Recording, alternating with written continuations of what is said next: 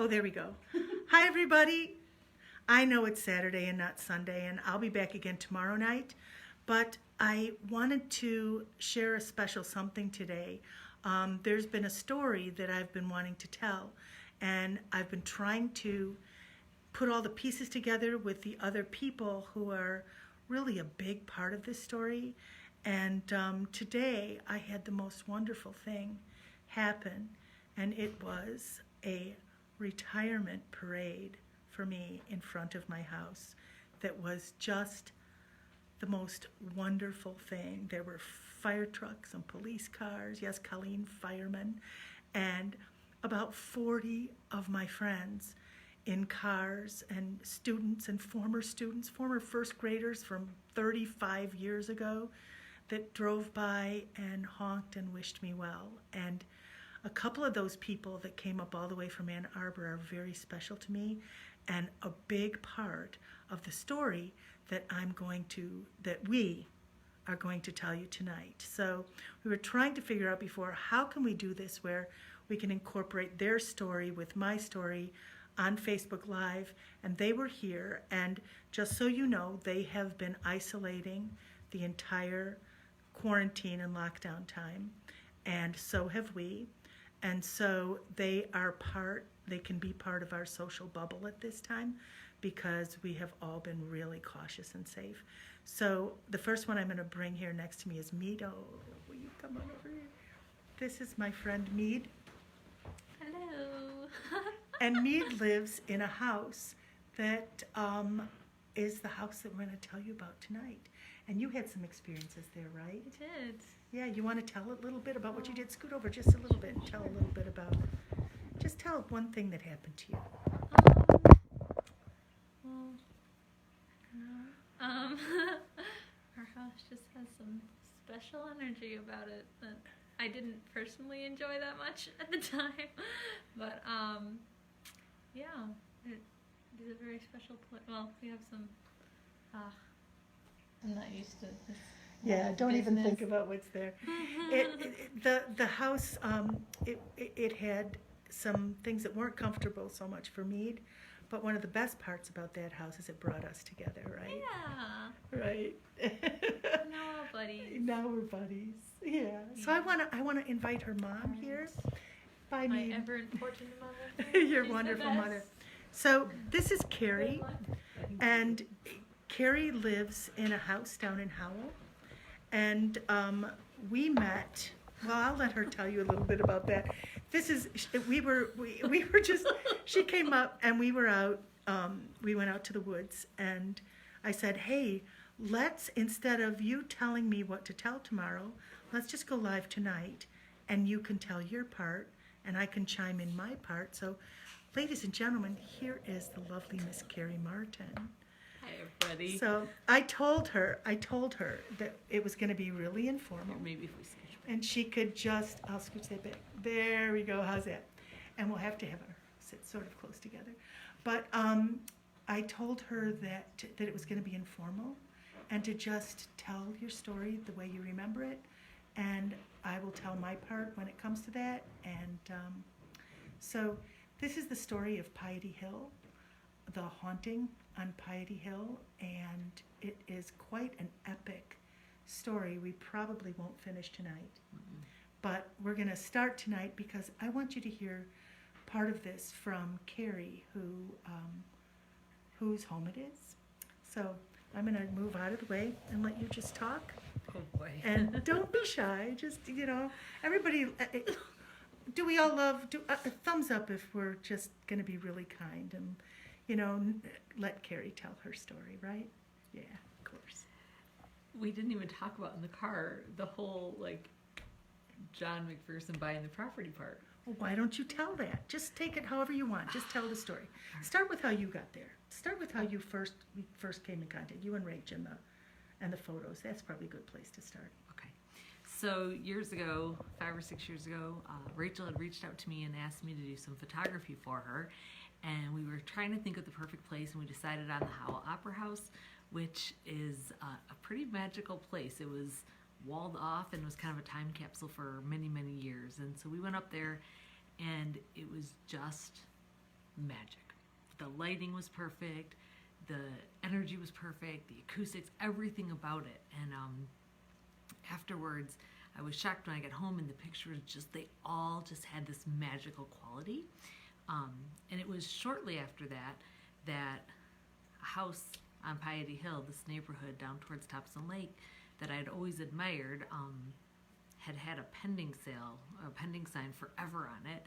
For probably a year and a half, it had said pending, and I'd always dreamed about owning that house. And I was walking by one day, and suddenly the pending sign was gone, and I was not in a place that I wanted to move or I thought about moving.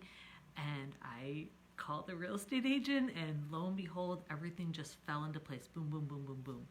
And suddenly there I was, we as a family living in this beautiful Victorian home, which John McPherson had bought the land to make the neighborhood in 1864, and the Prestons had bought the 2 lots that the house stood on in 1868, and the house first appeared on a map in 1873, so somewhere in that window of time.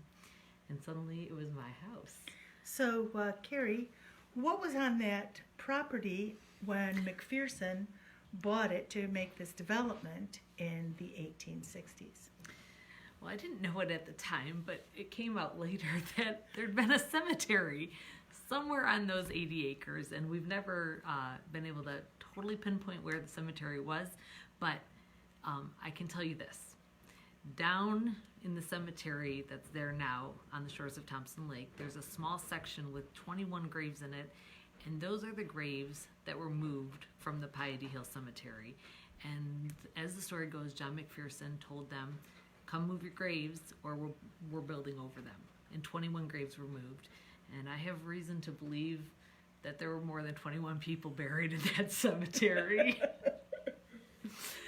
So we moved in, and we'd been there for about 3 days.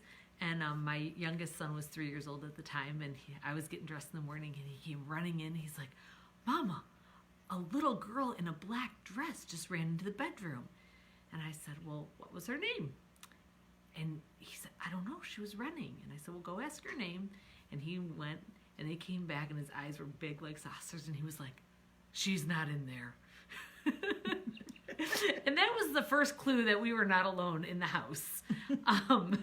So for the next several months, just little things. I'd be working at the dining room table, and I would just hear someone walking back and forth in the bar, and it never felt scary. It never felt threatening, but I always knew that Mr. Preston was there. James Elva was there. And just walking back and forth. And my husband at the time had talked about feeling like there was a cat rubbing up against his leg, but there was nothing scary. It never felt scary. The bats, those are a little scary, but the ghosts never felt scary at all until one night. We'd been there for maybe just about a little under a year. It was late. I'd been working in the dining room, and I was going up to bed, turn all the lights off, and I was about halfway up the back staircase, and there was just this blood-curdling scream. And it was terrifying. Like, the hair on the back of my neck stood up, and I ran up the last few steps, and I looked in the kids' rooms, and all the kids were sound asleep, and I looked in my room, and my husband at the time was sound asleep, and I stepped out in the hallway, and I hopped on Facebook, and I just said, holy cow, like I think I said holy expletive, poltergeist. Something just screamed inside of my home. And I knew that, I didn't know where exactly, but it came from the center, like the center of the house. And within moments, Rachel had responded, and she said, you need to reach out to my mom. She could help you with that. And so I did. So tell about your dream where you saw the gray man. Oh yeah, so Ti said she would come down like in a couple days. I mean, it was very quickly after. It was a couple days after. And the night before she got there, I had this dream, and it was so real. It was like one of those dreams where you wake up and you're not sure if it was a dream or if it was for real. And I was sitting at the dining room table, and where I usually sit, there's the door that goes to the kitchen behind me. It's a swinging door. And this man walked out of the kitchen, and I turned and I looked at him, and he was all like grayscale. He had a dark hat on, and this very like angular, chiseled face and chin, and very square shoulders, and he was like in a dark gray coat, and it was just all grayscale. And he stood there next to me, and I looked at him, and I knew it. I knew who it was. I knew it was James Preston. And I said, "Are you okay?" And he just stood there. And I said, "Can I help you?" And he just stood there. And I knew that I couldn't touch him. And he just stood there. And then he walked past me and walked into the bar and started pacing like he always did. So I think it was the next night that T.I. was coming down. And, I spent some time cleaning the house and wondering where's she going to want to sit and what's she going to want to drink. And I was pretty excited that she was coming. And so you came and opened the front door, and she stepped inside, and she looked up, and the first thing she said was, "I've been here before. I know this place." And I looked around. Now, I lived in Howell back in the mid-'70s. And so I asked, who's lived here? Who are the people who lived here? Because I thought maybe I had been there when I lived in Howell, and none of the names were familiar. And I said, "I just know this place. This is just so familiar." And then she said, well, and I just stood there. She said, "Well, do you want to come in?" Now, I should tell you that before I went there, that was a day that we did Bunce was with me, and we did a kids show for Fiddle Scouts in Lansing. And then we met my sister-in-law Sarah and her daughter Anjali for lunch afterwards. They had come to the show. And then I was going to go to Howell, and Sarah had invited us to go to her place, and I said I was heading to Howell to help a friend of Rachel's. And Anjali was very interested in this, and she asked if she could come with. And at first, I was a little reluctant, but I'm like, okay, fine, you could come. And I'm like, I had no idea what would happen. Now, when I go to things like this, I am never sure whether or not I am going to be able to be helpful in any way. This is something that is not, it happens. It's not, I don't plan it.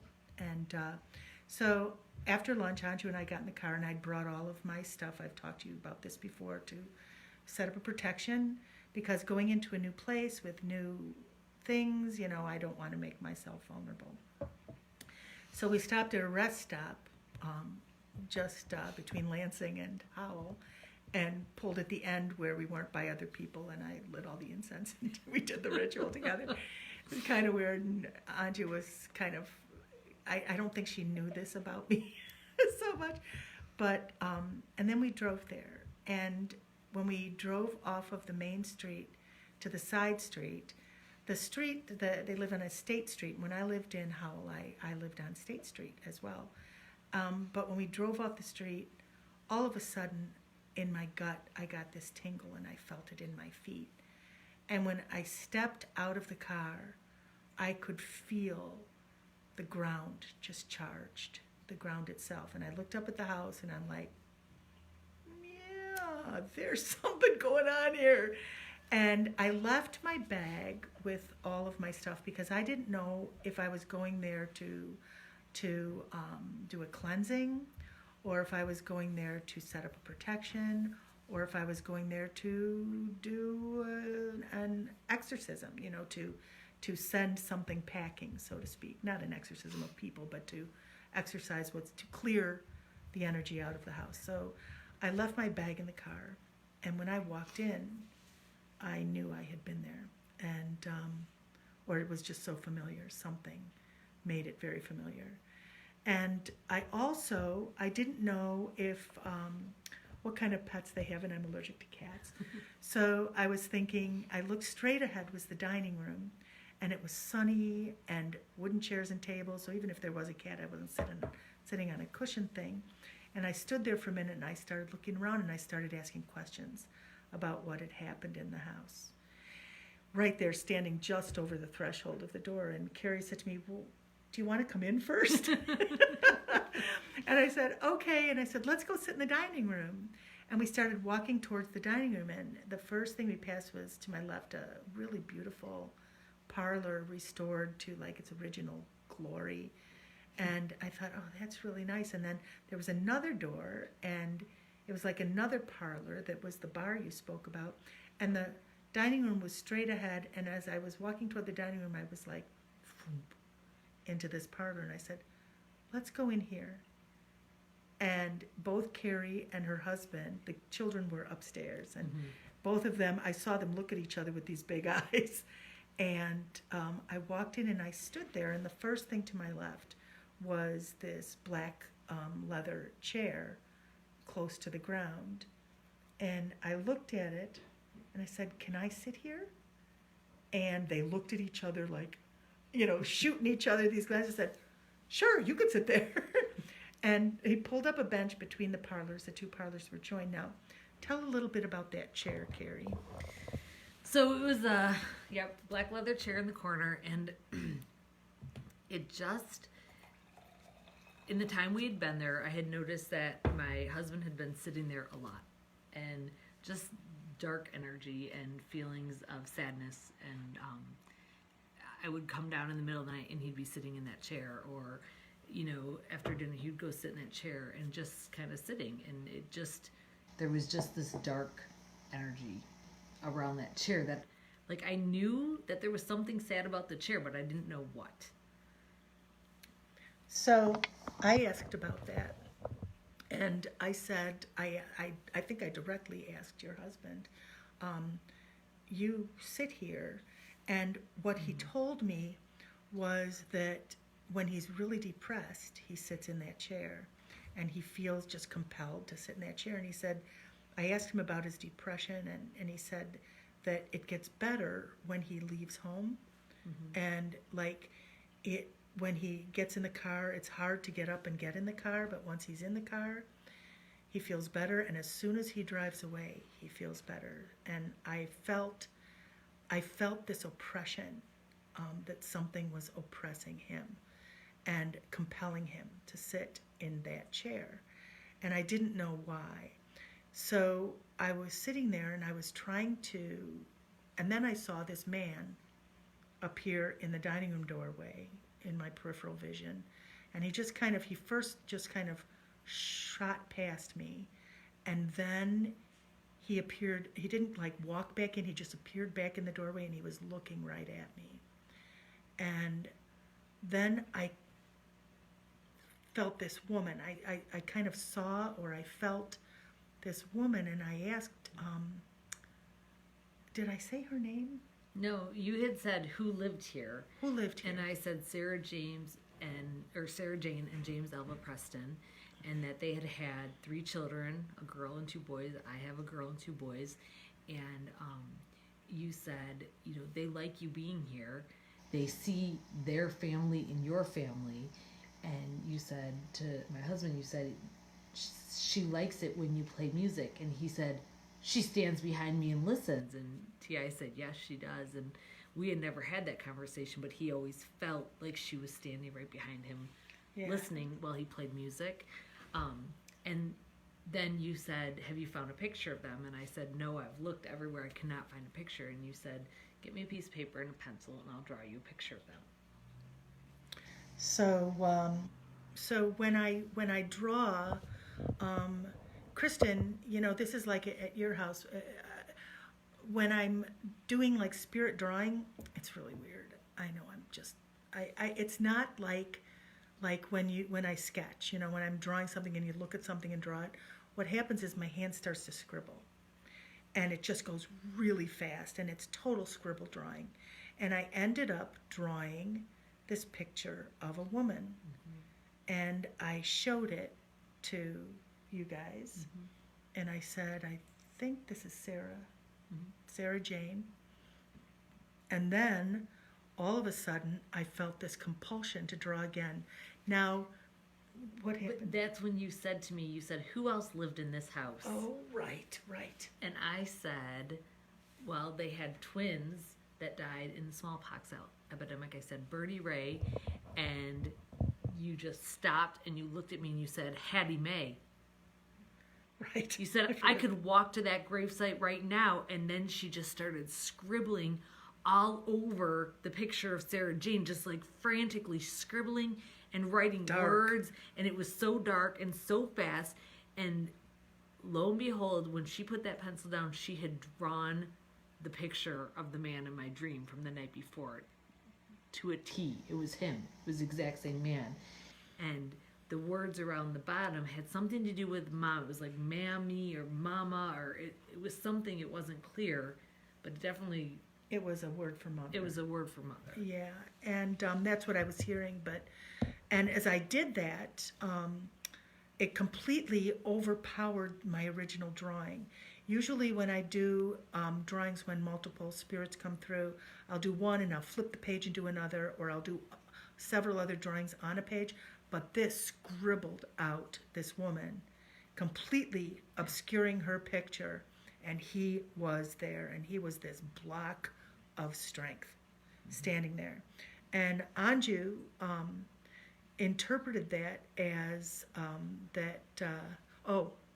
before that, as I was sitting in the chair, I started to rock with his picture in my lap, and it felt like I was in a rocking chair, and I was in this rocking chair, and I felt the weight of a child in my arms, and I felt the child die, and I saw the mother throw her head back and scream a sound that only a mother who has lost a child will scream. And I said to Carrie, I know what that scream was. And I told her that. And you're hearing the sound of a mother losing her child, which is a pretty heavy thing. And then Anju thought that and I told what I saw. The whole thing that I saw was she held the baby and was rocking frantically as the baby died, and then just screamed. And as she screamed, James was standing in the doorway, and he just turned and walked away. And Anju thought that part of the reason they were there is that, he had not supported her in her grief and all this, but that was not what I was seeing. And instead of like contradicting her at that point, we had not talked about protocol, and she had never done this. And a lot of times what we do early on is you assume things about what spirits are feeling that are our own feelings, and it takes a lot of practice to not do that and to just let their own thoughts and feelings come through. And so I asked her to go out and get the bag of stuff for me, because I knew at this time I had been seeing things shooting around the house out on the outside. And that's when I said that he did not, that me drawing him over the top of her was not him overpowering her or diminishing her. He is protecting her. He obscured her picture and was trying to put himself between her and protect her from something. And it was at this point that I started seeing this fast, super black shoots of something going. I could look at the front windows and the side windows, and it would go like around the house so fast, faster than it could be. And so I asked, is there a sidewalk or a street right outside your window there? And they said, yeah, there's a sidewalk and a street. And I thought, well, maybe it's a car driving by really fast. And then, phew, it goes by again. And I'm like, no, it's not a car. And when I went to the window, the street and the sidewalk were way too far. I was seeing something else shooting around the house. So back in the chair, I felt like he was there as a protector. And I felt like Sarah was still experiencing her pain there. Sarah Jane was still experiencing her grief there, and so was he, but he was protecting her. And I said to you guys, I don't think you should have them leave, because there is something outside that they are protecting you from, and they are protecting this space. They are watching over you. And I also noticed at that point, I think it was at that point, that there were other spirits there, and one was a woman, and sitting in that corner, I felt like that corner was the place where the child died, and it was a place where Bill sat and just nursed his grief and his pain. Literally, I mean, like you would nurse a cocktail, you know, like you would get a bottle of whiskey and just sit there and drink it. He would sit there and drink his pain, and I felt like it was very harmful there, and that energy had to be broken up. So what did I ask you about? So you said to me, I know what you need in this corner. And I said, what? And you said, you need a Sansevieria, mother-in-law's tongue plant. And I was like, I have one of those. I had this one in the back room, and it was not a room that she had been in. And it just seemed so strange. And I went and I got it, and I came back into the bar with it. And you looked at it, and you said, your guardian angel is associated with that plant. And it turns out that the plant is older than I am. It came from my grandmother's funeral, who passed away about 4 years before I was born. And she was there. There were a lot of spirits there protecting this family, looking out for this family, because what was outside was not a friendly spirit. There was someone else there too. And it was a man, and it was like a grandpa energy, and this was associated with your husband. But it was not like a real relative, but it was someone who we thought of as an uncle or a relative or something. And this person was there too. So there were a lot of spirits in that house. And I said, so here's what we can do. I think it's a bad idea to try to get rid of these spirits, but we can put a protection on whatever is going on outside. Oh, tell me about the pottery. Tell about the pottery. Oh, yeah. Hi, Mary. So shortly before you came, I had found this little piece of broken china in the garden, and it had this beautiful red pattern on it. And so I brought it in, and I thought, oh, this is so beautiful. I'll make it into a necklace or a piece of jewelry. And so I went and I got it, and I showed it to Ti, and I said, I don't know what made me get it. I don't know why. You wanted me to check it out or something. It seemed important to the story. And so I held it out, and you just kind of went, you cannot wear that on your person. And you said that plate was broken in anger. There was a fight. It shattered, and it was swept under the rug, never to be spoken of again. And I said, is it okay that it's in the house? And you said, yeah, it can be in the house, but you cannot wear it on your person. Don't wear it. Don't make jewelry out of that kind of stuff. I didn't. Good. I took her advice. So at that point, we sealed up. I knew something was going on outside, and I didn't like what I was seeing. It looked very ominous and very dangerous, what was outside. And so I spoke directly to Sarah, Jane, and to James. And I said, we appreciate you're here. Please do not scare the family. And I said, I hear your pain. I know your pain. I can feel your pain. I don't know it because I've never experienced it. But I honor you, and we respect you for what you went through. And this family is going to live here. And if you want to stay, you have to not interfere with them. You have to stop screaming in the night. You have to stop putting your hand on Bill's shoulder when he's playing piano, which he told me happened. And you can be here, but don't disturb this family. And it felt, there was like this at that point.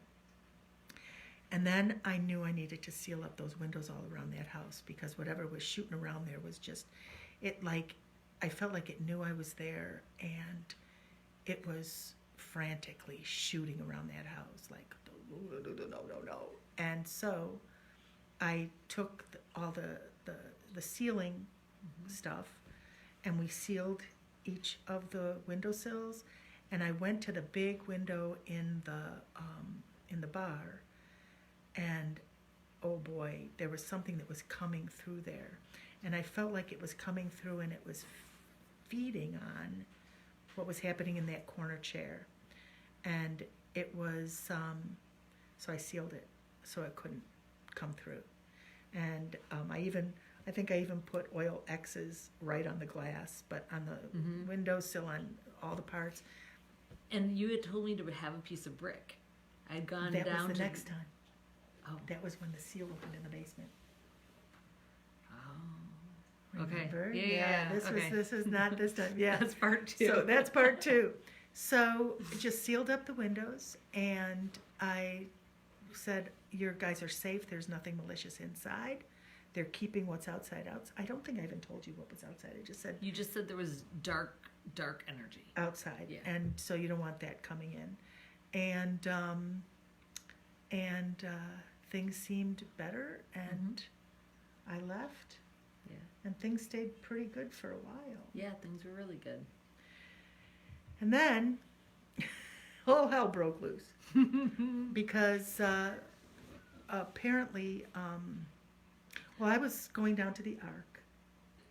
But before, so it had been like a year since the scream had happened. Okay. And the year that we moved in, we had this huge Halloween party because when you live in a 160-year-old house, you have Halloween parties. And I thought that it would be funny if we dressed as the Prestons. Oh, right. Before Good thought.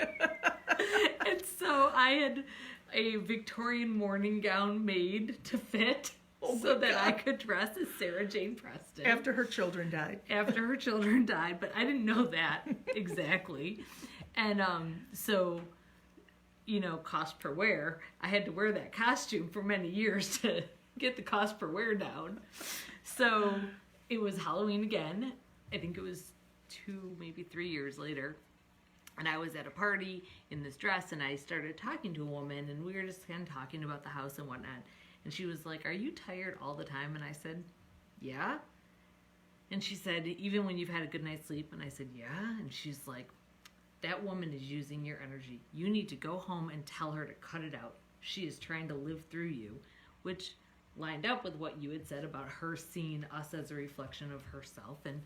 And so I went home that night and stood on the front porch dressed as her and told her to leave me alone. Oops. And I said to her, though, I said, "Sarah Jane, you can stay here, but you cannot live through me. You cannot use my energy. We can't play this game. You are welcome to stay here, but you cannot live through me." And there was like that whoosh, like you just felt it, and the air shifted, and there was like space in between the molecules all of a sudden, and she was gone. And that was the last night that I ever saw, heard either one of them. They were just gone. It was just this empty space inside the house.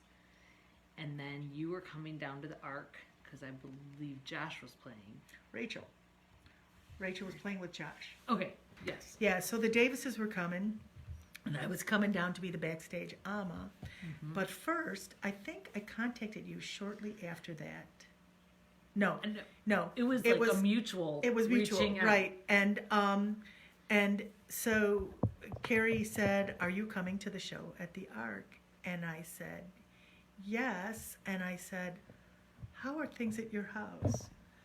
And said, "No, it didn't do that then. No, it was that we were going to see." So as I'm driving down, okay, so just that I was going to see her, and I love seeing Carrie, and I always love seeing Carrie, but so going down there, we were going to stay in a hotel. I was going to be at the Ark. I was going to be seeing the Davises. That was all. I wasn't going to be doing anything else. And yet, I put all this stuff in my suitcase that I don't usually carry with me when I travel. I probably should, but all of my stuff, for all of my sealing herbs, salts, oils, everything that I would need, waters, all that kind of stuff, almost everything that I would need. And as I was driving down there, I was going to see Carrie that night. She was going to come backstage and say hi. And as I was driving there, I heard this unbelievable growl, this horrid sounding growl. Now, we had sealed up the house, and this growl was visceral. It was the kind of thing, I'm driving, and my whole body shuddered. It was like, holy shit. That thing is in the house. And I knew at that point that the Prestons were gone, and whatever was outside was now inside. And I also saw it. Is me down here still? She's right there. I saw it by Mead, who I love, and I was not happy about this. And so I'm sitting in the green room and on the couch, and there's 1,000 people backstage. And Carrie comes in, and she walks in, and she looks at me, and she said, I need to talk to you because the night before, I had been, again, going up that back staircase, and I got to the top step, and it was like something was being strangled in the staircase. Like, it was the most, visceral, like, terrifying. Something was being strangled to death in my house on that staircase. And I, checked all the kids' rooms. Kids were asleep, and I got to our bedroom, and my husband was sitting up in bed, and he looked at me, and he goes, what the hell was that? And I said, I don't know. And I think I reached out to you at that moment. I got on, and I pulled up my phone, and I went to Messenger, and you had just sent me a message that said, what the hell was that? Or what did you just hear? Or what did you just hear? And she was here in Cadillac, and I was in Howell, and I was like, I don't know. I said, did something just get strangled on the staircase? And you said, no, nothing was strangled, but the dark energy is inside the house. It just got inside the house. Mm-hmm. And then the next night, I walked into the green room, and I was And I said, well, you haven't been hearing any screams lately, but you heard this. And I made the sound, and tears just flowed out of her eyes. And she goes, oh my God, what am I going to do? And I said, well, we're going to have to get it out of there, and we're going to have to reseal the place. And I said, the Prestons are gone, aren't they? Mm-hmm. And she said, yeah, I think they are. And I said, okay, so now we're going to have to really go to town and seal this sucker up tight. Mm-hmm. And I said I have almost everything, but I knew I had to do some other kind of hoodoo stuff, like the foundation, because I felt it was coming in from the ground. I knew it was coming from the ground. And there were a couple things I didn't have. I didn't have hyssop that I wanted to have, because I wanted to make a salt and hyssop, what would you call it? I don't know. What you do is you blend the salt and the hyssop, and you put your energy into it, and you create your seal, and you say, I create this seal to protect my home, to keep darkness out, and to protect my home and family and keep darkness out, kind of thing. And you make the seal, and it's an intentional thing. But you blend hyssop and sea salt, and I had sea salt, or you had sea salt. I had sea salt.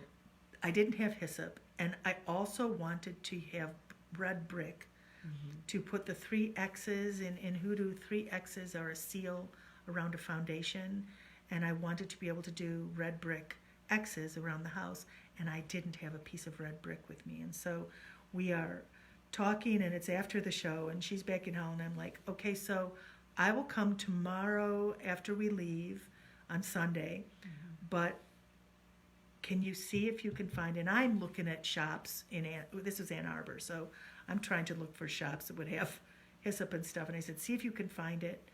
And you went to Cocapelli's Corner in downtown Howell. And she usually goes in the front door and parks in the front, but there were no parking places, so she went through the back door, and guess what?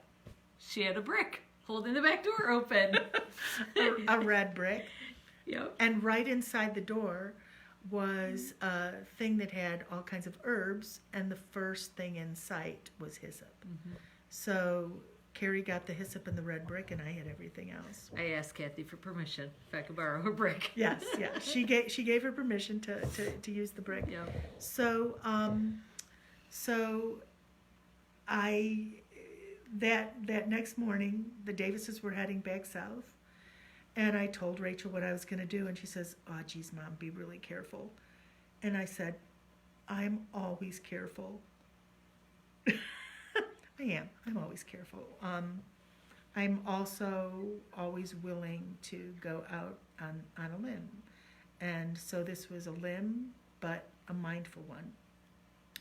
So they left. I had a little votive candle. I lighted the candle in the hotel room. I did some serious protection, and I called on my angels and my ancestors. And do you remember me talking to you about my Gramps? I specifically called on him, and I said, I'm going into a place that I am unfamiliar with, and I need to make sure that I come out of this and that I'm safe. So I'm asking you and your ancestors and my ancestors to come with me and help me do what we have to do here. And I just felt this super peacefulness. When Rachel and Dominic drove off, I'm sure they were thinking, T.I. is batshit crazy.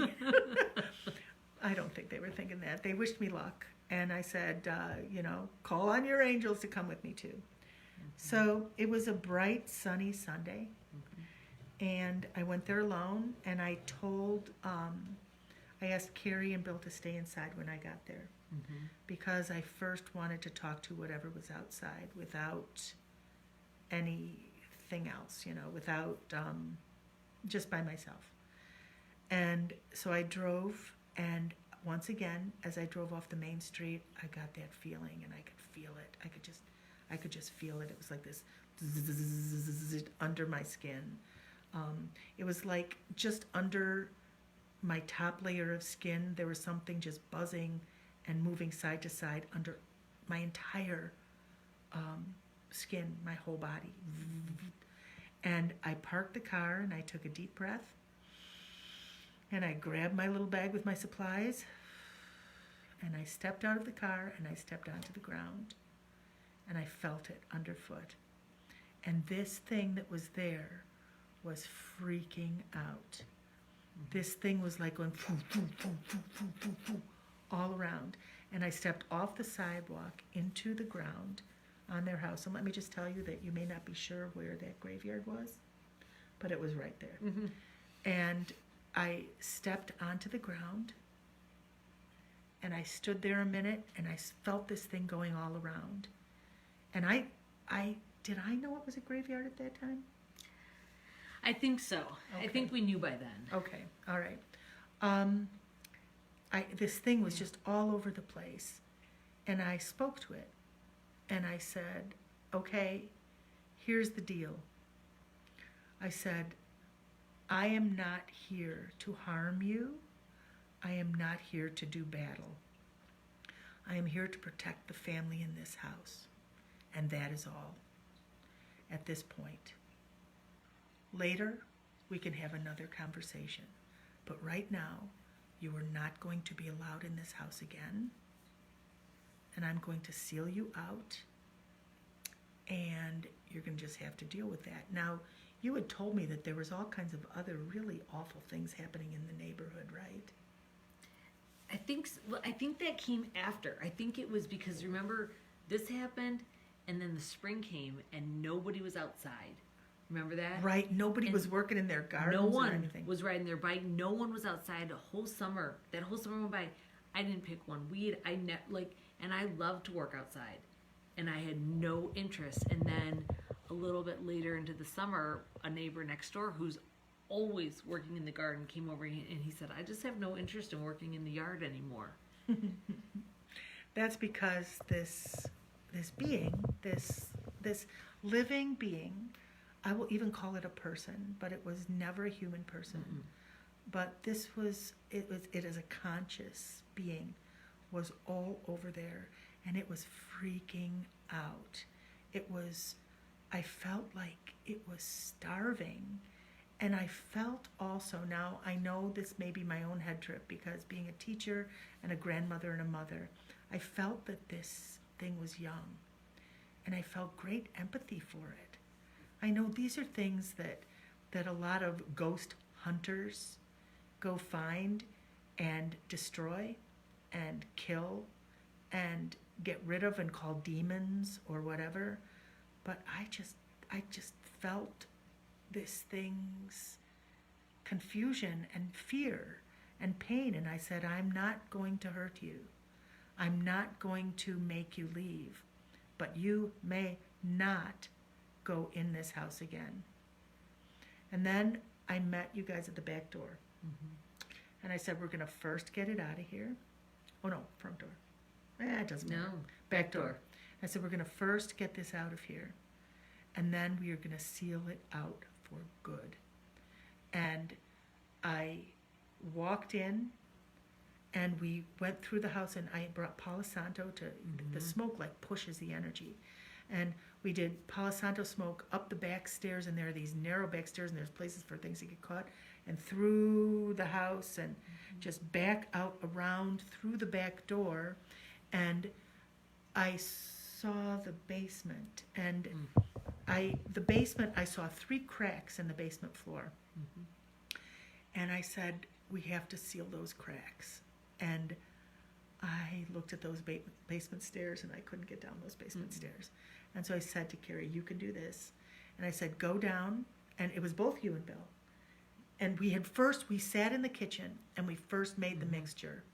And we started in one corner of the house, and we went counterclockwise around, and we sealed every window, every doorway, after we cleared out the energy, and it was gone. And then we finished, and it was out the back door, and I said, and I saw a door there, and I said, oh, that's your basement. And I saw these 3 cracks in the basement floor. And I said, you got to go down and seal them. So I had him put X's on the cracks and put the salt and hyssop down. I think that I went down alone. You did go down alone? I did. You did the second time when the drain was opened. No, I think I did both times. You did both times. Because I knew that I was not a victim. It knew better than to... It didn't feed off you. It didn't feed off me, right? Right. There was a barrier there, but it did very much feed off of my other family members. And so I went down alone and did it. You are a brave one. Well, she did. She sealed up that basement, and we sealed... Oh, I know how I knew it was the basement. Because I went to the window, and I looked down, and I saw the Dorothy doors. the Biltmore doors. down to the basement. I said, you got to seal those. And I pictured the cracks. I knew exactly where they were. And I said, seal up those cracks. We're closing this house down. And when I stepped out, the house was sealed. It was good to go, and it was safe. Okay. So then how late are we? Then I got back in the car. We hugged, and I said, keep the seal. I left the stuff there, and I said, you sealed this. I didn't do it. The time I was there before, I did. And I made those guys go around and put the seal in and do the chant, say the words. And I said, you know how to do this. If this opens again, close it. Maintain the seal yourself. You don't have the Prestons here keeping this out, but you can do this. And left the stuff there, and sealed the foundation, sealed everything up, and stepped back out into the yard. And before I got into my car, I turned back to the house, and I spoke to that thing that was just going all over the neighborhood. And I said, I will be back to help you. And everything just kind of... And I got in my car, and I drove home, and I was like, how the fuck am I going to help that thing? I have no idea how to help that thing. What? I just made a promise. I have no idea how to keep. Whoa. So things stayed sealed, and everything was fine. And then one night, I was gonna go to sleep, and all of a sudden, I just had this picture, and I heard the growl again. I heard the sound, and I got on Facebook Messenger because that's how we were communicating. And I just said, is everything okay? And Kara was like, oh my God, I can't believe you just contacted me. Because I had just picked up my phone to say, something's not right inside the house. Something's wrong. It's back inside. And that was when you would see Mead's notebook. Yeah. And she sent me these pictures of drawings that her daughter had made. Yeah. That maybe we'll post. I'll ask Mead if it's okay. We can ask Mead. We'll ask her if it's okay.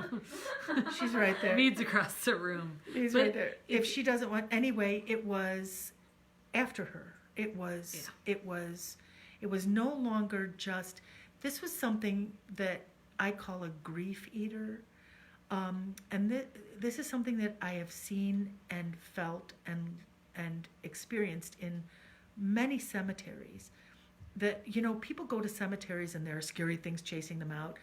People don't haunt cemeteries. You know, if I'm going to die and be buried in a cemetery, I'm not hanging out there. I'm going to be here, you know, where the party is going on. You know what I'm saying? Mm-hmm. But there are things that abide in cemeteries, and they feed on the grief of humans. It's like a symbiotic relationship. We go to a cemetery, we open up the earth, we place our dead in the earth, and we weep over them, and we put our grief there, and we leave our grief in the cemetery. It's the end of the ritual. And then we go and we try to pick up the pieces and move on with our lives. And these grief eaters survive on the grief that we as humans leave. Mm-hmm. And I may be wrong, but I doubt it. And we had that discussion about that the original cemetery was there because this grief eater was there forever. And was now trapped there, and people were no longer bringing their dead there. So this, and it was young. It was not, I mean, these things live thousands of years, maybe more. I don't know how long, but I felt like this was a young grief eater, and it was trapped. And it was starving. And so it was feeding on and forcing Sarah Jane to repeat her greatest grief as her children died, as Bertie Ray and Hattie Mae died. And she was forever sitting in that rocking chair screaming, and that was feeding this thing. And when she wasn't there, Bill was sitting in that chair with his depression, and this thing was eating that. Mm-hmm. And the other neighbors that were struggling, this thing was feeding on, it was wreaking havoc because it was starving. And it needed to get to a place where it would become symbiotic and not problematic again. So I couldn't go when this happened. I couldn't get there. No, and it was late at night, and it was an emergency. It was an emergency. And so I said, okay, I will walk you through this. And I went up to my altar, and I sent myself there. And I stood and waited at the front door. My spirit self, I waited because the kids had to get to bed because this was going to be too weird for them. Mm-hmm. And I waited there, and I remember you saying, I'm ready, and I was sitting up at my altar, and my eyes were closed, and you sent a picture of your front hall, and I told you what to do, and I walked you through it, and I was right behind you. I was there, my consciousness was there, and I was following you through, clearing the upstairs hall, getting it away from your kids, get that out of there, and pushing it down and out. And I said, the seal is broken in the basement. I said, there is a hole with 3 cracks that needs to be resealed after we got it out of the house. And you said if you go to the bottom of the stairs and go to the left, there's a hole in the ground. And there's a drain. But that was also the night that you lit that candle. Do you remember? Oh my God. Yeah, so I had done, this was right after the Women's March in Washington. This is going to be a really long story. Right after the We can't tell the whole thing tonight. Maybe. I'll do the second part on tomorrow night, unless we stay late. Okay. Anyway, so it was right after the Women's March, and when I went to the Women's March, I sent away to I have a supplier that does hoodoo candles for me, and I sent away for a protection candle, and I've always only ordered one. I've never ordered them in multiples, and they take a little while to be there because you tell them what you want, and then they prepare it. Anyway, and I ordered 2 identical candles that were prepared at the same time, and they were these fiery wall of protection candles. And I burned one to go to, no, I did 3. I ordered 3, that's right. And before I went to Washington, I lit one and I set that up while I was going to be there. It was going to be a couple of days and the candle would keep burning. And it was just as a little precautionary protection for me while I was away marching in Washington, D.C. with Alice Walker. Glumping along. It was wonderful. But anyway. It was wonderful. So you were there too. And Mead was there Mead with was me. there too. We were all there. Yeah.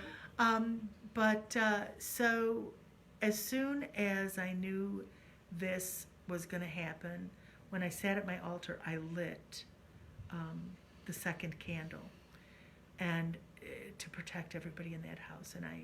And it was burning, and I kept it lit, and then we walked through and sealed it, and then I told you about the basement. Mm-hmm. And say what happened down at that drain. I told her what to do at the drain. And So I went downstairs, and lo and behold, my husband had taken the drain cap off for some reason, and so he was painting it. He repainted He took it. it off and painted it, and didn't put it back. And when I looked in the drain, there was water right to the very top. It was level with the basement floor, and it was iridescent blue. And I've never seen water in there before, and I've never seen water in there since. And it was full right up to the top of this iridescent blue water. And I told you, and you told me exactly, you said, put your hands over it and tell it that it cannot be here, is not welcome here, that I'm protecting this space for my family. You're not welcome here. You have to leave. And I was, doing this with my hands, and I'm looking at this water, and as I'm forcing it back, the water just goes, and it dropped about 1.5 inches. And I couldn't believe it, and I put the lid back on it, and I put salt and hyssop on it, and I stood up, and I was on the phone with you, and I was like, I can't breathe. Like, it felt like there was something standing on my chest. I couldn't breathe. And you said, you have to do it again. And I don't think I had to open it again. No. But you said there's somewhere else, there's a crack somewhere else, find the other crack, and there was another crack in the floor, and I did it again, and then it was like that whoosh, where the air changes and the molecules, and it was gone. And I came upstairs, and that's, I think, when you looked at your candle. And it was black. Now, when I burn these candles, when they burn down, and they're like these tall glass vigil candles, and as the wax burns, it just burns clear, and the whole sides were completely black. I will post pictures of the candles so you can see those. Totally black. And I'm like, oh, that's not good. And I showed this to a few people, were like, oh, that's not good. And then after you did this, I did another one, and it was clear after everything was clear. And the house was sealed, and that thing was outside, and I knew that I was going to need to move that thing because it was going to find a way in. It was going to keep trying to seek a way in. It was starving. It needed to find a way in. And I had this idea, this crazy idea, that maybe we could coax it into the cemetery, the active cemetery, that was only a few blocks away. Like 4 blocks, 4 5 blocks away. So, but I had no idea how to do this, and I had no idea even if it was possible, so I started to do some research. Has anyone ever moved an elemental spirit before? And and I could find nothing. And so I was visiting my daughter in Chicago, and we went to a shop, Alchemy Arts in Chicago, where I get a lot of my supplies. And the guy there is very knowledgeable, and he's very very helpful. And I waited, and I said, I have a few questions to ask you, and customer after customer, and I just waited back until he had a minute. And I said, okay, so I have a question for you. And first of all, I have to tell you that I was sent here by a couple of people that told me that you were the one I should talk to about this. And he said, oh yeah, who's that? And I said, my daughter, Era, and her friend, Megan Rose. And he said, Megan Rose, really? And all of a sudden I had all these creds. So Megan Rose, if you're watching this, thank you. And so I told him what was going on, and I showed him the house, and I told him how it was built on a cemetery, and he said, oh, that's such a cliche, all these places built on graveyards. And I said, no, it's not like that. I said, there is an elemental that is there that is harming the people who live there. And he said, well, you know how to get rid of it. Why don't you just get rid of it and kill it?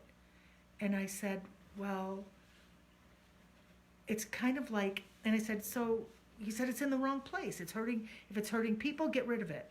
And I said, and so facetiously, I said, so like a spider, like you find a big spider in your house? And he said, yeah, what do you do if you find a big spider in your house? You step on it, you kill it. And I said, well, actually, when I find a big spider in my house that I don't want in my house, I carefully take it and put it outside. And he said, well, good luck with that. I don't know of anybody who's ever done that before. And I'm like, okay, I guess I'm on my own. So I started to open up my head for what we could do to help this entity. And I'm not, and not to get rid of it. The family, it was sealed out of the home, and we could keep sealing it out and protect them. But here was a being with that I empathized with, that really needed help, who I remembered, if you might remember, I promised I would help. So I started trying to figure out how to do that. It's been more than an hour. Should we finish this tonight? I don't know. Should What do we think? Finish this tonight? Give me a. There's give me probably a like 20, or should I? 25 minutes more, maybe half hour more. Should we keep going? Yeah, let's do it together. Okay. And if you don't want to stay, you could just go to sleep, and then you can finish tonight. Yes. Okay. So if you can't stay up, it's late here. It's probably late wherever you are. We will. You can watch tomorrow morning. You could stop now and then watch it tomorrow. So I started trying to figure out what to do, and I dreamed it. I dreamed on it, and I have to move this because the wine bottle is blocking the candle. There you go. And I knew what had to be done, and I saw the ritual. I saw everything that needed to be done, and I thought my Achilles heel is my own ego. You may all know that who know me. And, my favorite line is, I may be wrong, but I doubt it. And I have to be so careful of that in dealing in this stuff. So I found a date. I found some people that I wanted to be part of this. I saw a group of people leading this entity to the cemetery. I saw Era and Megan Rose and some others, and I found a date with, I thought it needed to be in a new moon where it was dark. And I was going to do this, and I set up a date, and it was, come hell or high water, that was going to be the date. Turns out you were going to be in Japan, And Carrie was going to be in Japan. She wouldn't even be there. Yep. But she wasn't in my original plan. and the whole dark moon and then Era said to me, I'm not going to do this. This is not safe for me. This is something that can really harm me, and I think this can really harm you. And she said she had a dream where she saw me standing and all of my energy being sucked off of me rapidly from all sides as she heard a voice saying, she's not coming back, she's ours. And she said, I'm not being part of this, you can't do this. And I'm like, well, I'm doing it anyway. And I'm like, I'll do it with whoever can do it. And then I was like, dude, pay attention. So I said, okay, we're not going to do it now. And then I changed the team. And I changed the team to be Ruth Ann, who is one of my wisest, most amazing shaman friends. Ruth Ann is visually impaired, and for someone who can't see, she has the most amazing vision.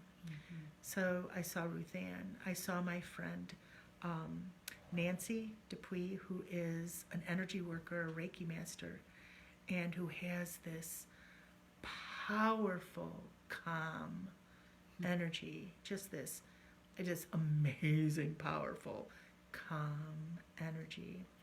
And I saw also my friend Stephanie. So it was Stephanie, Nancy, Ruth Ann, Carrie, and Ezra, my son Ezra.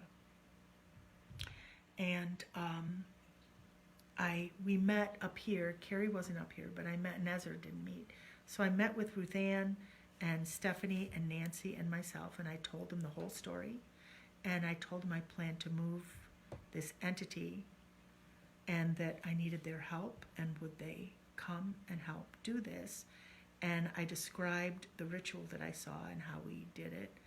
And amazingly, like Stephanie said, I was waiting for you to ask me. Because I had originally, when I was going to do it, I had reached out to Ruth Ann, Stephanie, and I can't remember who else, who I needed to be an illuminator here. And what I needed is some people who would be anchors here to illuminate the path, which sounds really weird. Anyway, she said, I knew I was going to go. And we set up, we looked at when the first full moon was in the fall. And it turns out that date was the date that Stephanie, when her first child was stillborn. And the date of the full moon in the fall was the date that she buried her first child, which was very powerful because this thing recognized the grief of a mother who had lost a child. And she was still willing to come and be part of that. So we planned this for the fall. And it was November 14th. It was November 14th. But in April, this was still the spring. And so in April, Grandpa Earl died, who was Granny Leela's husband, my ex-husband's father, and Rachel's grandpa. And so we went down to his funeral. One of the things that I saw in the ritual, I know I'm going to hell. One of the things I saw in the ritual was that we needed to lay a breadcrumb trail for this entity to follow. And I needed cemetery dirt. And I needed something else that could be a good breadcrumb trail. So we're at the funeral, standing graveside, and I look next to me, and all the sod from the grave is piled up right next to me. And I very easily grabbed a nice handful of cemetery dirt from the cemetery where I wanted to lead this entity, and I did not, it's in my hand, and I said to Bunce, do we have a plastic bag in the car? And he said, I don't think so. And I'm like, and I had a sweater, so putting dirt in my sweater pocket, I wasn't sure, it was going to work. It's like snowing lightly, it's cold. And then, I'm the outlaw. I was the ex-wife of the, ex-daughter-in-law. So standing there, and everybody is sobbing into the ground. I could feel the grief eaters there. And there was this flower arrangement of roses on top. And my ex-sister-in-law says, would you like a rose? And I'm like, really? She said, yeah, I think you should have one. And so I took the rose. And I took the cemetery dirt and I stored it in amidst the rose petals. And when I got home, I put the rose and the dirt in an earthen jar and let them dry. So I had probably the most powerful breadcrumb trail for this grief eater to lead it to the cemetery. I had the rose from the grave and the freshly opened grave dirt filled with all of the energy of the funeral. And I put it in a place, I put it in a jar, and I circled it with red clay because I did not want this thing, red brick, I did not want this entity to know what we were going to do. I needed it to be a surprise. I didn't want to give it a heads up kind of thing. And then I sealed the top of it so it was like drying in secret next to my altar in my bedroom. And I didn't think about it. And then Era got its name. Era heard its name. And she sent me its name, and I'm like, that's exactly what its name is. Now, when you know the name of an elemental, you can call it. And it doesn't give you control over it, but it adds a level of familiarity. It adds a connection, okay? People have tried to use the names of elementals to control them to their great detriment, because whatever you put out, you get back like tenfold. Okay, so I knew its name. I had everything we needed. And November, when I let everything dry, and I did not think about it. And then all of a sudden, it's getting close. And I start thinking to myself, all of a sudden, I'm thinking, okay, I am going to have to force this thing to follow. So I'm thinking, I'm going to do a master key spell. I'm such an idiot. So a master key spell is where you have the illusion of controlling what is happening around you, is what I've learned. And so I had all the supplies, but I did not have, you need 3 skeleton keys. And I had no skeleton keys. And so I thought, okay, I'm going to have to, maybe I'll go to the antique store and see if they have any. And I have the oil, I have the other stuff that I need. And I'm thinking, it's like the week before, okay, the week before I get this great idea to do a master key spell before going. And I go to school and I open my desk drawer, and there is this small little skeleton key where my pens go. And I'm like, I didn't know I had that. And I stuck it in my pocket, and I brought it up, and I had the candle and the oils and stuff, and I set it on my altar, and I'm like, okay, well, maybe I'll go and find one at the antique store, find another one at the antique store, and open the kitchen junk drawer, and guess what's in the kitchen junk drawer? The second key. So I pulled out that second key, and I'm like, this is meant to be. The universe is in my pocket, okay? So then it is the night before we are going to go. And I had signed up to do Saturday school that morning, where I had to be at school at 7 a.m. to guard the naughty children, who are all the children who I love. And I don't tell anybody, but I brought snacks and things, and I helped them with their homework instead of just giving them dirty looks while they suffered. And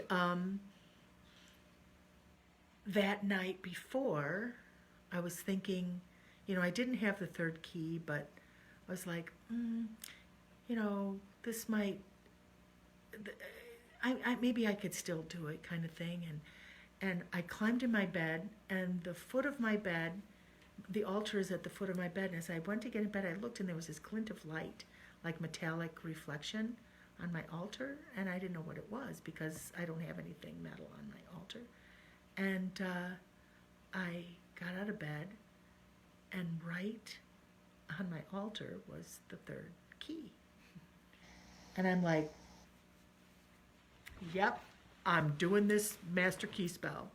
So I put the 3 keys around my other stuff, and I got in bed, and I was planning on getting up early. I set my alarm, and I was going to do this master key thing in the morning, and everything was going to be great.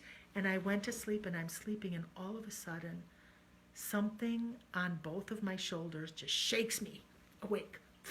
And I really hard, like somebody going like, there's a fire kind of thing, both shoulders.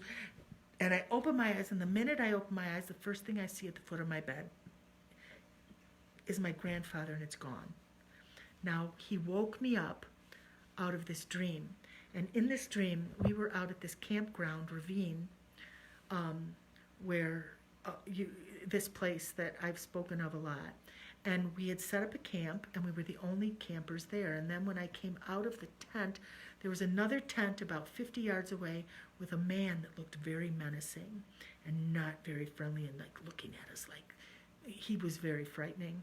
And so I went back in the tent to tell the people there that there was this menacing man out there, and there was nobody in the tent.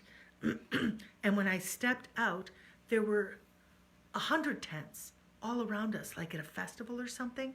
And the one right next to us, I heard this like ruckus, and I didn't see that menacing man, and I thought, oh, they need help.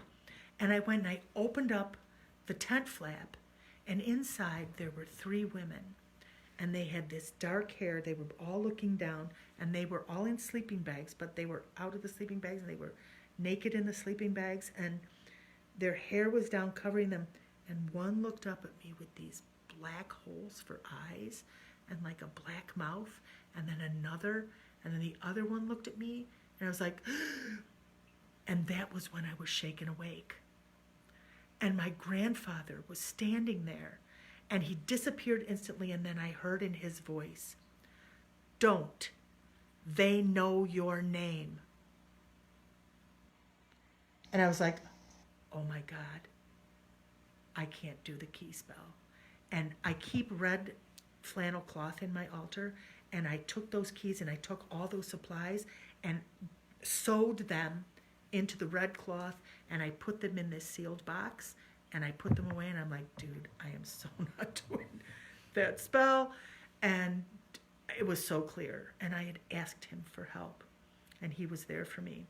So the next morning, I didn't sleep, and I go to Saturday school, and Ruth Ann decided she couldn't go.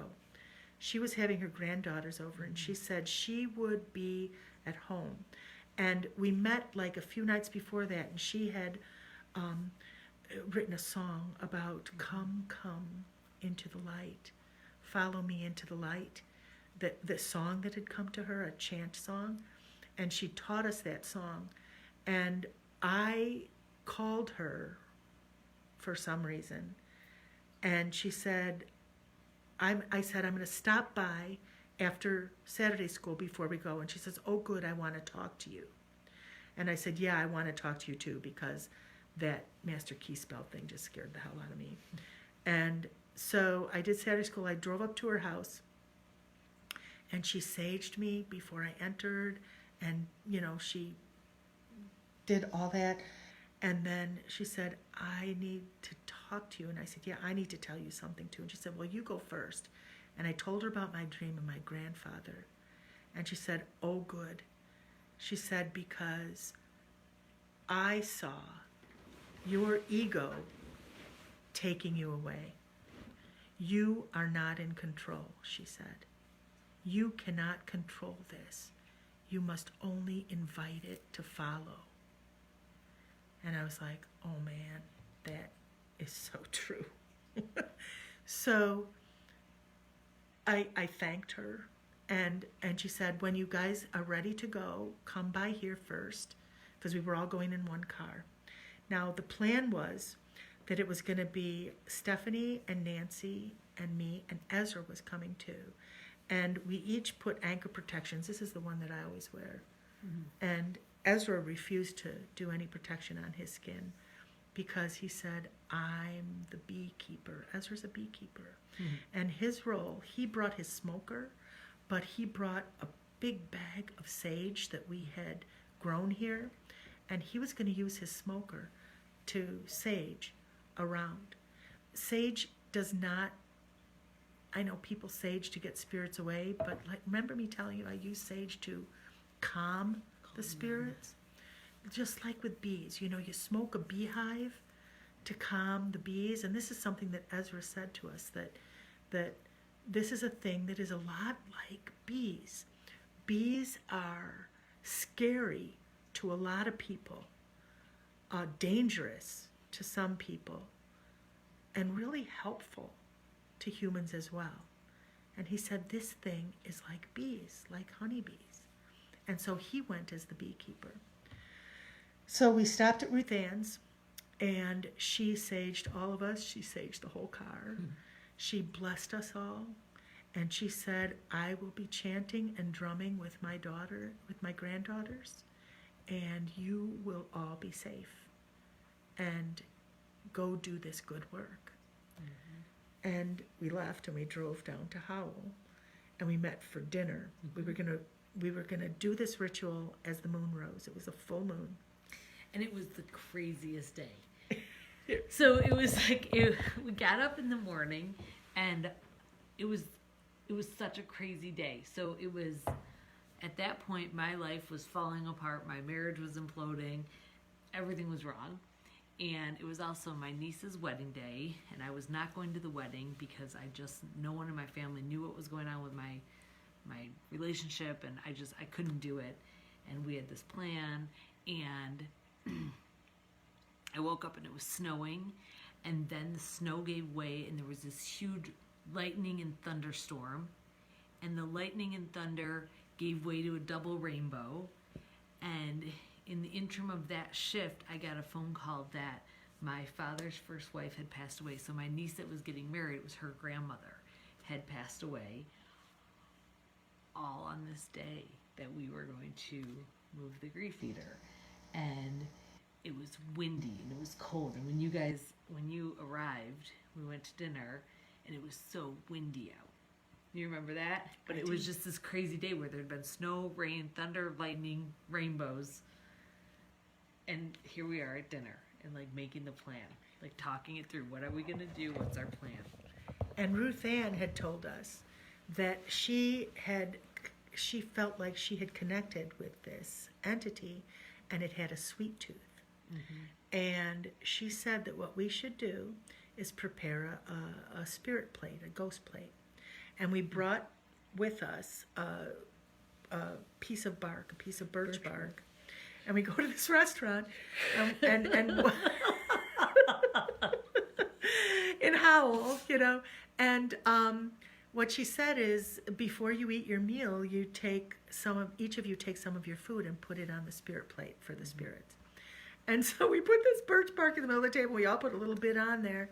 And then Carrie makes maple syrup out of this ancient maple tree on her property. And, of course, Ezra, as a beekeeper, had honey. So we had a little bit of each of our meals. Mm-hmm. The rain stopped when we came out, and the wind sort of died down. Mm-hmm. And the light was intense. The light was like this amber streetlight light. And we walk out. I think you and I were the only ones who drank alcohol. We each had some whiskey, and we went stood out in the parking lot in the back of my car, and we put the spirit plate in, and we all put the stuff on our hands that we needed to and got ready. And then in silence, we drove the block or two to Carrie's house and we parked. And without speaking, we all knew exactly what to do. Without rehearsing, we all knew exactly what to do. Stephanie, brave Stephanie, she brought with her the grief of a mother, and she carried the breadcrumb trail in her hand, and you carried the spirit plate. And then, so they two were walking together. They were in front, and then it was me, and then behind me was going to be Nancy. But first, the four of us stood back, facing inside, and we each had created a candle. When we were together, we blessed and formulated a candle with what we were bringing to this, and with herbs and oils and stuff. And so we faced each other in this wind, and we lit our candles, and we started singing. And the wind just stopped. And Ezra is smoking sage all around us, all around the periphery of us. And this is not, I mean, there are people around. So he's smoking all around us, and we're singing, we're chanting this song, lighting the candles, shoulder to shoulder to keep the candles lit. And then at the same moment, without a cue, we turned and faced back to back. And all four candles instantly went out. And we laid the four of them down end to end in the four directions. We were facing the four directions. And Ezra continued to smoke around us. And I said, okay, let's go. And Carrie and Stephanie led and started to walk, carrying the spirit plate, carrying the breadcrumb trail. And at the edge of the property, I felt this, like, I couldn't take another step. And I said, wait. They were walking ahead. And I said, stop, wait. And Nancy was standing behind us with her arms raised up, holding the energy behind us. And Ezra stayed back and smoked the way for us to go. And I just felt like we needed to get through. It felt like this, like I couldn't take another step, like I was walking through a thickness. And then pushed through the thickness. And as I pushed through, I felt next to me a little girl dressed in black reach up and take my hand. And I was walking with my cane in one hand and holding this little girl's hand, leaning over, pulling. I felt like I was pushing through a visceral reality, like every step was hard to push. And Carrie and Stephanie are walking ahead, and Stephanie's dropping the dirt and the petals, and I felt this thing coming with us. When we sang, the smoking pulled it up behind us, and it was coming with us. And that step into the sidewalk, we started walking, but each step was like trudging. And as we were going, I was chanting, we carry our grief, we carry our pain, we carry our grief, we carry our pain. And this thing was like almost not quite attached to the back of me, but it was just right there. And Ezra said, as we walked away, he could see, he stayed at the house because he was going to make sure we made it back. And he could see this darkness behind us, and then Nancy's arms up, and he saw something else behind Nancy moving along behind her. And we walked, and we were the weirdest looking group of people walking 4 blocks, carrying a birch bark plate of and dropping, and I'm this old woman, and behind me is a woman with her arms up. And as we're walking along, there's no sound. Oh, just as we left, as we stepped onto the sidewalk, we heard the town bells chime on the hour. And we just started walking, and we just kept walking. And at some point, somebody said, "There's somebody behind us." And I said, "I know, just keep walking."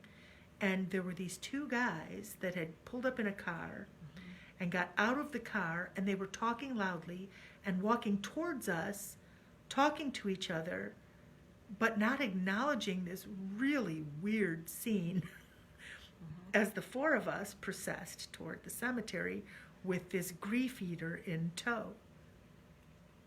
And they came right up behind us and then crossed the street where there was a car with a bunch of other people. And I said, "Just keep walking. Just keep walking. Don't stop. Keep walking." And they went to that car, and it looked like there was like this drug deal happening in this car on the street as we were walking on the sidewalk towards the cemetery. And not a single one of them acknowledged our presence at all. And we just kept walking. And then we got to a crossroads, and you could see the cemetery straight ahead. Now, I had been to the cemetery before, and I was making sure that this new grief eater would be welcome and not like sent back, that the entities that were there would welcome it. And I felt like it was going to be okay. And it was like a half a block, and all of a sudden, this thing slips down a storm drain. And I'm like, "It's gone. Wait, it's gone." And everybody's like, "What are we going to do?" And I said, "Turn left." It moved into the storm drain. It was following us, and then it started leading us left down this other street in the storm drain underneath. And we were like keeping up with it, and it was heading right toward the old part of the cemetery where the original graves were. We were heading toward the newer part, and it turned left, and we went another 2 blocks. And when we entered the cemetery, our first step into it, we could all feel it just go, whew. It was gone. It was gone. And we're all like, and then... And well, I think, though, that it's important that on the way there, it was so dark. It was so dark. It was a full moon, but it was cloud covered. So there was no moonlight. And it was just pitch black. None of the houses seemed to have lights on. It was so dark. Do you remember that? Yeah, but it wasn't. But you could see where you were going. Yeah. There was no light. There were no shadows, but you could see where you were going. Right. But it was just like this overall darkness. And then we got there, and yeah, it was just like whoosh. And then do you remember this? We just all started laughing. Not yet. That was on our way out. Oh, you're right. But the energy changed when we got there. It totally changed. The thing just was gone. The grief eater was gone. And we went up to the Preston graves. And it's atop of a hill. Yep. And we stood here, scooch in so they could see where it is. So we stood at the top of the hill at the Preston grave and released them. And you had so much pain. And Carrie just knelt down and put her hands on the gravestone for Hattie Mae. This is a place I'd been. Ezra, had he been a girl, would have been named Hattie Mae, by the way. I've been connected to them since I was there. And she was kneeling on the ground, just sobbing her grief to the grief eaters in the cemetery. And all of the other 3 of us just put our hands on her back. And I put my hands on top of her hands, and it was cold. And the stone was cold, and her hands were cold. And we all put our hand on top of her hand. And pretty soon, she rose up. And then a police car appeared with a searchlight. And here are 4 women standing, not hiding. And the cop drove by. Didn't we sing? We were singing. We were singing. Yeah, and we saw, and I had told them that the police will come because they sweep the cemetery at night. They lock the gates. You're allowed to be there. You're just not allowed to have a car there. Right. And so we saw the headlights come up the hill, and it stopped, and the searchlight did this, and it went right over us. And here we are standing there singing, and it came back, and we just kind of ignored it. I thought they would come talk to us, Right. and then the car was just gone. And then it went a little further, and it But illuminated it all the never drove gravestones past around us. Well, it just It just moved went away. It just moved away, and that didn't, I mean, that was just one of the weirdnesses that we just accepted. And after a while, we just held on to each other, and we all wept, and we wept for all the pain and all the grief that just needed to be left there. And then as we were leaving, we walked down the hill in silence, and of course the gate now is closed and locked. And I start making jokes, because I told everybody that what we need to do, we need to make sure it stays here and not follow us back. So when we leave, we have to laugh. And so I started making comments about, okay, so we're going to climb this fence, and I'm going to be impaled on the wrought iron fence, and the cops are going to have to come back, and it'll be council member shippers impaled on cemetery fence and how. And we're laughing, and then we're singing, and we walked through that gate and felt just like we had run a marathon, just exhausted. And Carrie and Stephanie were walking up ahead, and Nancy and I were behind, and you guys were smoking, I think, and or at least Stephanie was. I don't know if you were too, but we were behind just a little ways. And as they walked, every single house they passed had a motion detector light, and all of the lights were going blink, Ding, ding, blink, blink ding, on. ding. And the entire time we were walking there, not a single light went on. And when we got back, just as we saw Ezra sitting on the stoop, he stood up and saw us. The bell rang, and it had been 1 hour. And we walked in, and he said, "Where did you guys go?" And we weren't sure.